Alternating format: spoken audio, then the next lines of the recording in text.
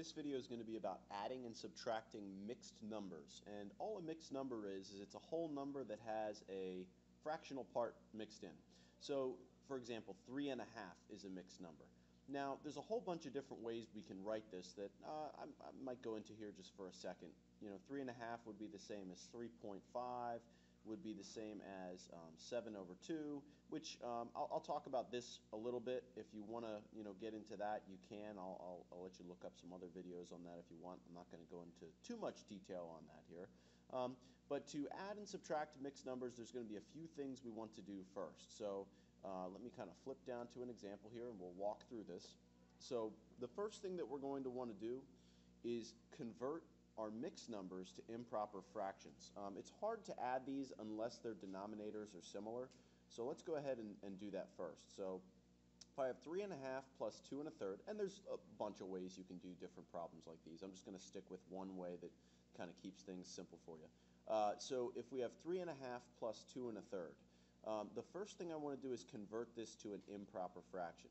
To do that, I'm going to multiply 3 times 2, which gives me 6. So 3.5 is basically the same as 6 over 2. And then we've got the extra 1 that we're going to add on there. So 3 times 2 gives us the 6/2, plus that extra 1 gives us that this is just equal to 7 over 2.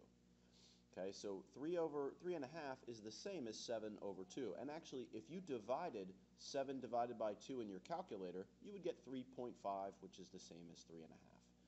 Anyway, so we got our plus here. Now we've got 2 1/3. So again, to convert it, I'm going to multiply 2 times 3. That gives me 6. And I'm going to add that 1 back on, so that would be 7 over 3. Now, from here, I need to get a common denominator. So remember, you're not allowed to add fractions that don't have the same denominator on the bottom. So 7 over 2 plus 7 over 3, I need to find out what number do 2 and 3 evenly go into, preferably the smallest number. That's our least common denominator. So in this case, it's going to be 6. So I want to get both of these to have a denominator of 6. And to do that, I need to multiply the bottom by 3 and the top by 3 here. And this one, to get that 3 to be a 6, I need to multiply the bottom by 2 and the top by 2. So if I were to rewrite this now, 3 times 7 gives me 21 over 6 plus 2 times 7 is 14 over 6. And now I'm just going to add these two numbers up top. So I have 21 sixths, and now I have 14 more sixths. How many sixths do I have? This will be 35 over 6. Okay, and if you want, so at this point, you could leave that as your answer depending on who your teacher is or what test you might be preparing for, but it is possible you may end up having to rewrite this again as a mixed number. So to do that, we're just going to divide 6 into 35, and the remainder is going to tell me how much is left over for our number. So I'll show you what I mean here. So if we take 6 into 35, 6 goes into 35, what would that be? That would be 5 times, almost 6 times, but not really. So 6 times 5 gives me 30. And then if I subtract here, I get 5. And then from here, that would be our remainder. So what this is going to be is it goes in 6 times evenly. Oh, excuse me. Nope. Sorry. Our answer was up here. So it goes in 5 times evenly. So the answer will be 5. And then the remainder was 5, so we're going to write this as 5 over what we divided by. So since we had 6 in the beginning, we're going to need a 6 down here too. So this is 5 and 5 6. Okay? Let's jump to our next one here. And again, at any point, if you want to pause the video and try one of these on your own, you may.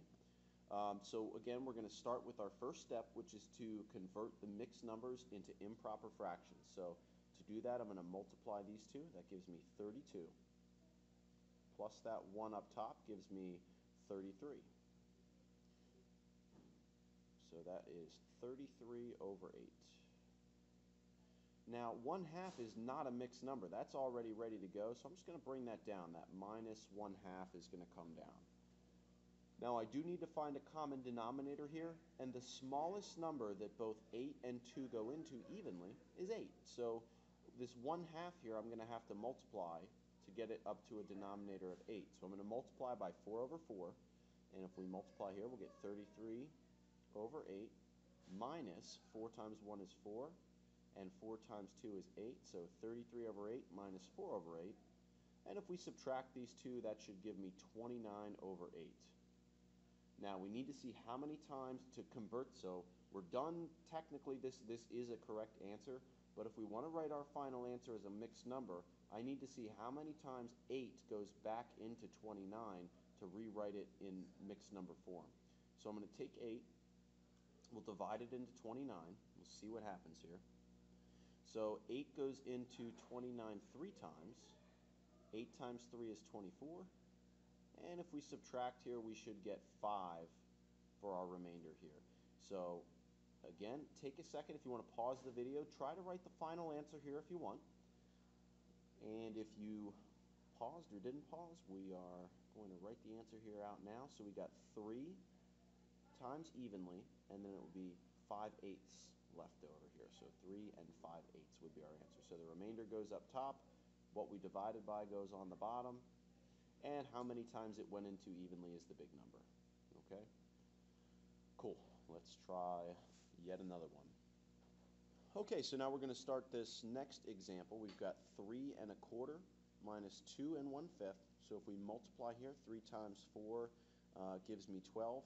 Plus that extra 1 is going to give me 13. So I'll just kind of do that part in my head there. 3 times 4 is 12. Plus the 1 up top is 13 over 4. So 3 1/4 is just the same as 13 over 4. Minus 2 times 5 is 10. And then plus that extra 1 gives me 11. And this one's going to be over 5. Now, if we've got 13 1/4 minus 11/5, we're going to have to find our common denominator. Again, if you want to pause it at any point to try this on your own, you're welcome to.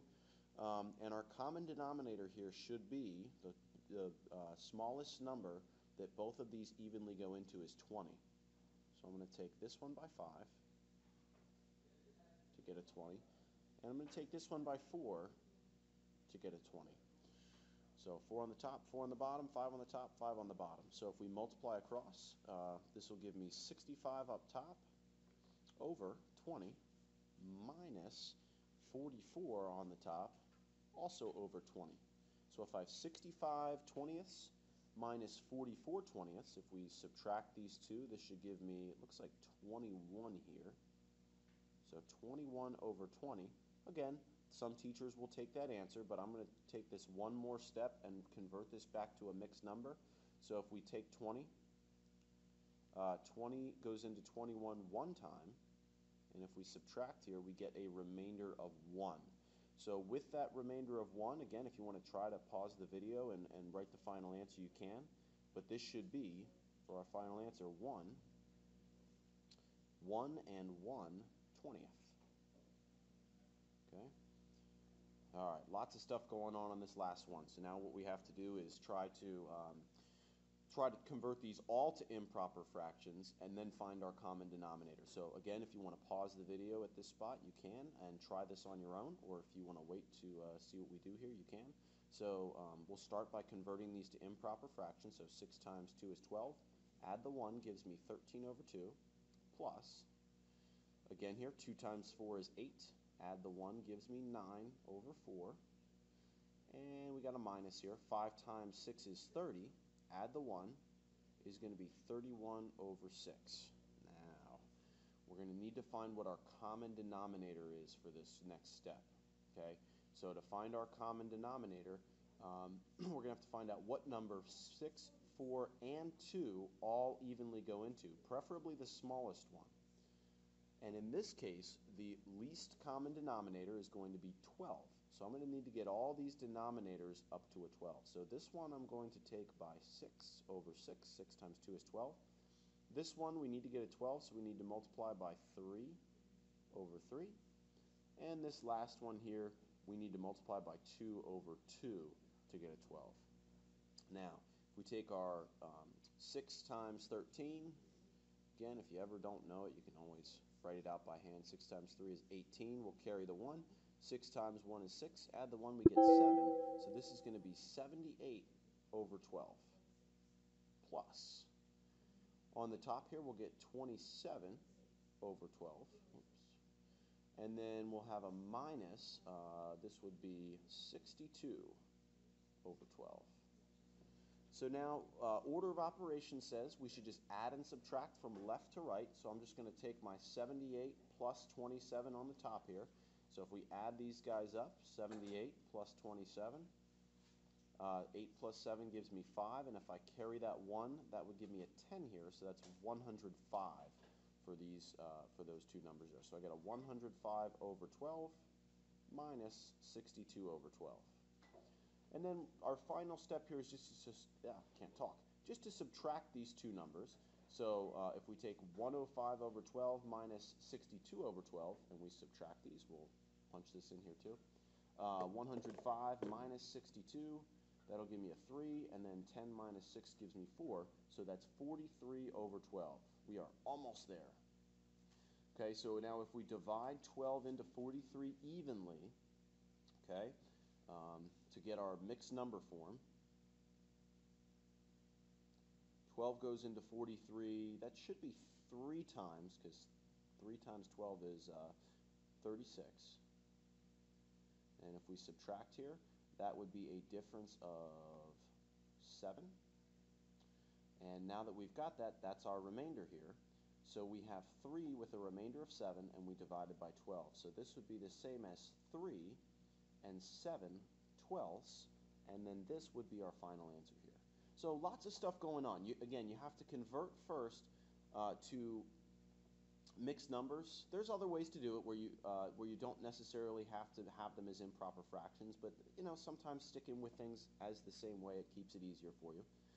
Then you want to find a common denominator for your improper fractions. Okay. After that, you want to add or subtract the numbers on the tops, and then the denominators stay the same. And then finally, you want to convert it back to a mixed number. Just remember that not all teachers or tests will require that, but if you're working on a multiple choice test and you see all mixed number answers, you're going to want to make sure that you take this back to a mixed number as your final step. Okay, so again, that's adding and subtracting mixed numbers, and we'll get to some more videos here with arithmetic hopefully soon.